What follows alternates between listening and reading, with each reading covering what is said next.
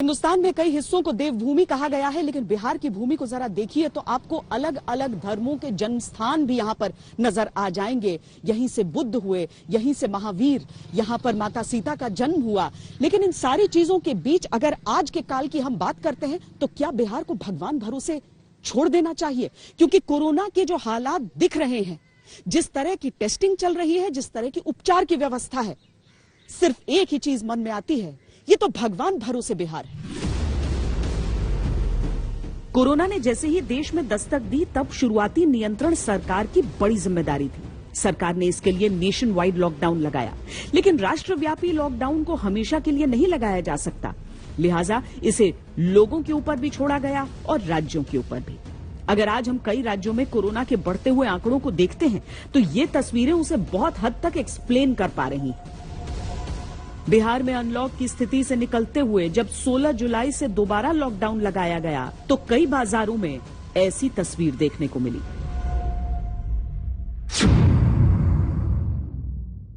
बिहार में बढ़ते मामलों के कारण एक बार फिर लॉकडाउन लागू करना पड़ा है, लेकिन ये एक आम बाजार में हम पटना शहर के हैं, जहां पर आप फुलवारी शरीफ के इलाके में देख सकते हैं कि किस तरीके से दुकानें खुली हुई हैं। हाँ, इतना जरूर है कि जो बड़ी दुकानें हैं उनका शटर डाउन करना है, वहां पर लोग उस तरह से नहीं आ सकते हैं, तो दुकानों का शटर भले ही डाउन है लेकिन लोगों का शटर डाउन नहीं।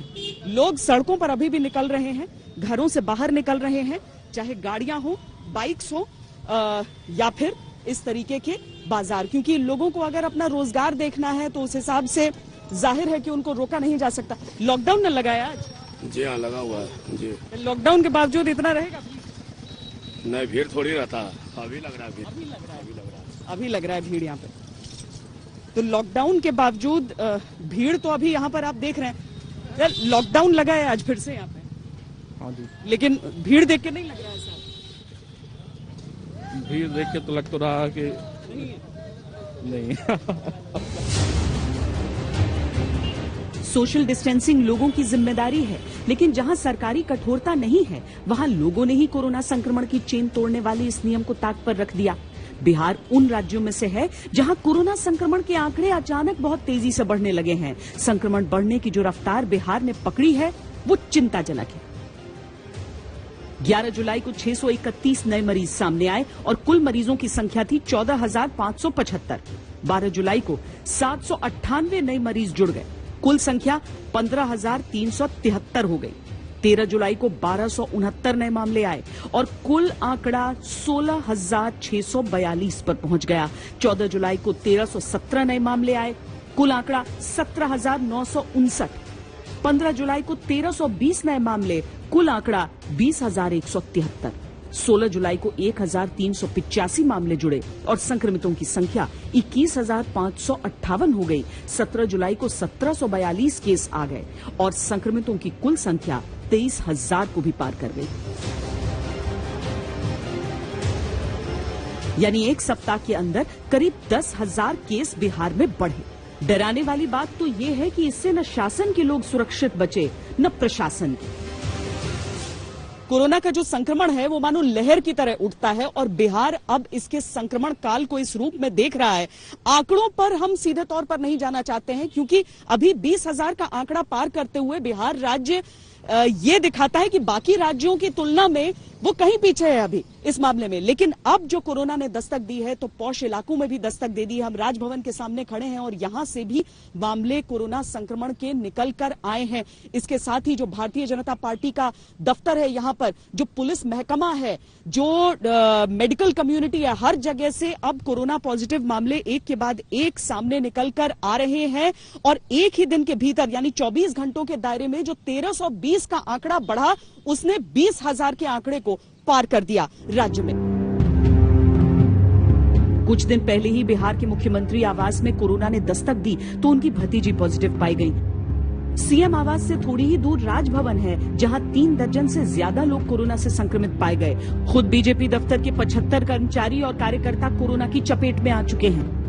कोविड-19 को लेके तो मैं कह सकता हूं बिहार जो है, जो आंकड़े हम लोगों के सामने हैं, सबसे फिसड्डी राज्य है जांच कराने में। और ये संक्रमण जो है बहुत ही तेजी से बढ़ता जा रहा है और लोग जो है सत्ता में जो लोग बैठे हैं उनको चुनाव की सिर्फ चिंता है, ना कि लोगों की जान बचाने में वो लोग लगे हैं। देखिए, ये संक्रमण व्यक्ति को देख के नहीं पहुंचता है। ये संक्रमण एक संक्रमित व्यक्ति से दूसरे संक्रमित व्यक्ति तक पहुंचता है। ब्रिटेन के प्रधानमंत्री तक पहुंचा है और हमारे देश के बहुत बड़े महानायक अमिताभ बच्चन जी और उनके परिवार तक पहुंचा है। तो कहीं भी पहुंच सकता है ये संक्रमण एक व्यक्ति से दूसरे व्यक्ति तक। इसलिए हम सबको बचाव और एहतियात पर बराबर ध्यान रखना चाहिए। सबसे खराब स्थिति राजधानी पटना की है, जहां लगभग 3000 केस सामने आए हैं। इसके बाद भागलपुर, बेगूसराय, मुजफ्फरपुर, सीवान सबसे अधिक कोरोना प्रभावित क्षेत्र बन रहे हैं। बिहार के 7 जिलों में एक सप्ताह के अंदर 30% कोरोना केस बढ़े हैं।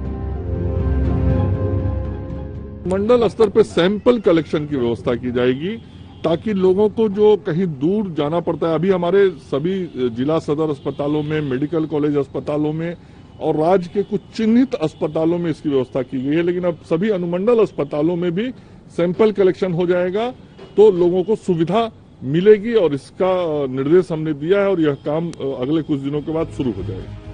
बिहार की तैयारियां और लोगों की जिम्मेदारियां आंकने के लिए हम राजधानी पटना से अलग वैशाली की ओर बढ़े। हाजीपुर सदर अस्पताल में तैयारियों का क्या आलम है, ये जानने का प्रयास किया।